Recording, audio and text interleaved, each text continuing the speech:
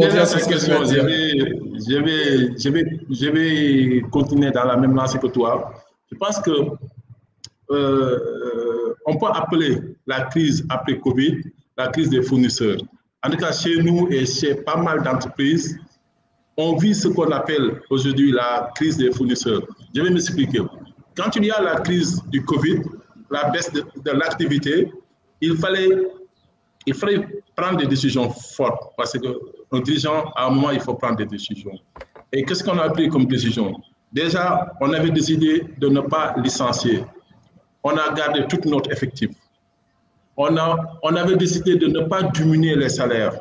Il y a beaucoup d'entreprises qui l'avaient fait. Nous avons gardé notre masse salariale. Nous avons même augmenté en rajoutant quelques charges liées au déplacement, liées à l'hébergement de certains de nos employés. Donc, nous avions pris la décision de consolider, de sécuriser nos employés.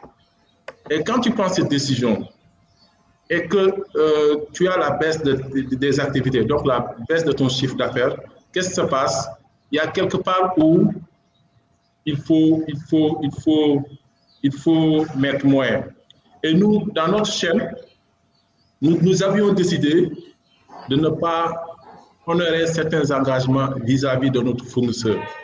C'était le sacrifice à faire pour assurer ce qu'on devait faire avec nos employés, avec nos bailleurs. Les fournisseurs, c'était les bailleurs. Les fournisseurs, c'était les grandes entreprises qui nous fournissaient du matériel. Et avec ce matériel, on allait travailler. Donc, nous n'avions pas connu d'arriérés de salaire. Nous n'avions pas connu d'arriérés de charges sociales. Nous n'avons pas connu d'arriérés de paiement de fiscalité. Ce que nous avons décidé de faire, de ne pas honorer certains engagements vis-à-vis de notre fournisseur. Et aujourd'hui, s'il y a une crise qu'on est en train de vivre, c'est la crise des fournisseurs. On est arrivé à un moment où on doit beaucoup d'argent à beaucoup de fournisseurs. À un moment, c'était arrivé à un niveau très critique, mais aujourd'hui, nous sommes en train de résorber cette gap et que notre stratégie commence à fonctionner. Et d'ici quelques temps, je pense que ça va être une histoire ancienne.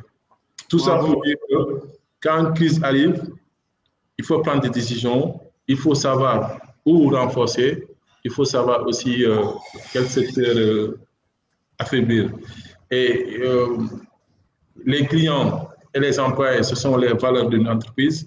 Une entreprise, on la reconnaît à la valeur de ses employés, à ses capacités à donner satisfaction, à créer de la valeur, mais pour donner ça aux clients.